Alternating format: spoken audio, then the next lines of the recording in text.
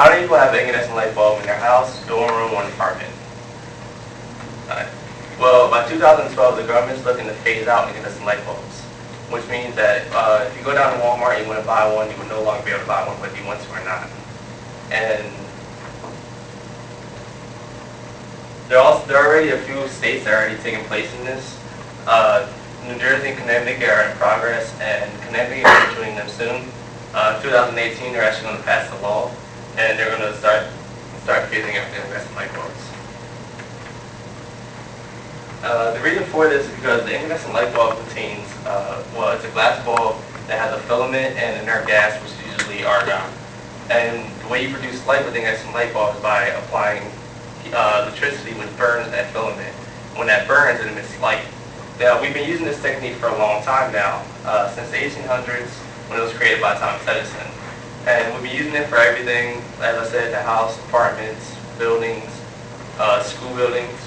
But right now, we're trying to go green in order to save energy. And when you use an incandescent light bulb, only 10% of the energy being used is actually used to emit light. The other 90% is dissipated as heat.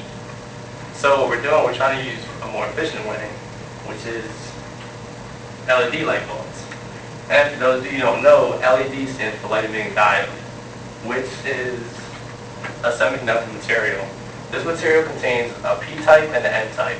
The N-type contains electrons and the P-type contains holes.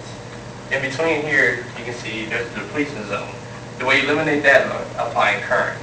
Now the idea here is to get the electrons in the N-type to flow through the P-type and drop into those holes, which emits light. Now that drop is an energy drop.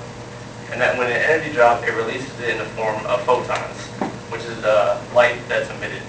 And in order to increase the amount of light that's emitted, you increase the energy drop by applying the current to it. And this technique allows us, the LED, to be more efficient because there's no filament that's being used like the incandescent bulb is. So you don't have to worry about filament burning out and having to replace it. So, and the advantage of this LED light bulb allows, like as I said, to lower energy use, a longer lifespan, is more durable. Normally if you're using an incandescent light bulb and you drop it, you have to worry about it breaking or the filament falling apart. Here, if you drop it, you're more likely that it will last, no damage will happen to it. It also contains no mercury, and it's cool to the touch. As you guys know, when you use an incandescent light bulb, it heats up. And if you want to change it right away, you have to wait for it to cool down. It also doesn't use UV lighting, which can be harmful to the environment. And also, if you use, an example of this would be, let's say you use a 100-watt incandescent light bulb in a standard bed lighting.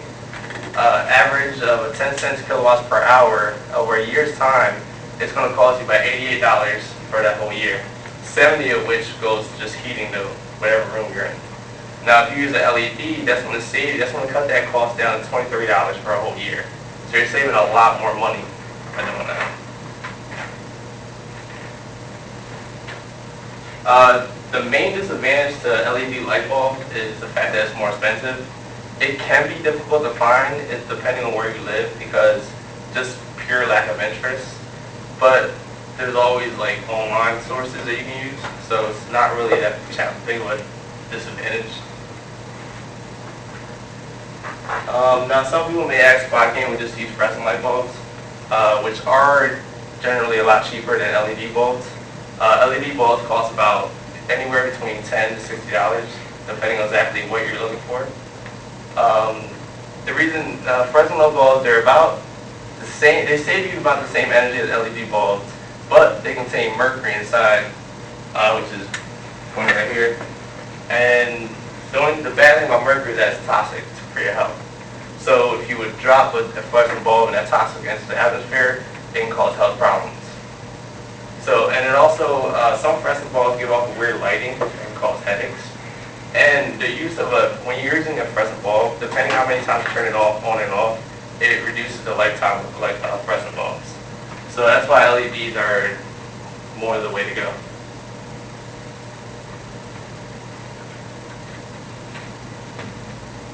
So, in conclusion, you should buy a LED light bulb. It can save you a ton of money in the end. Even though the initial cost is like as I said, it's a little more expensive.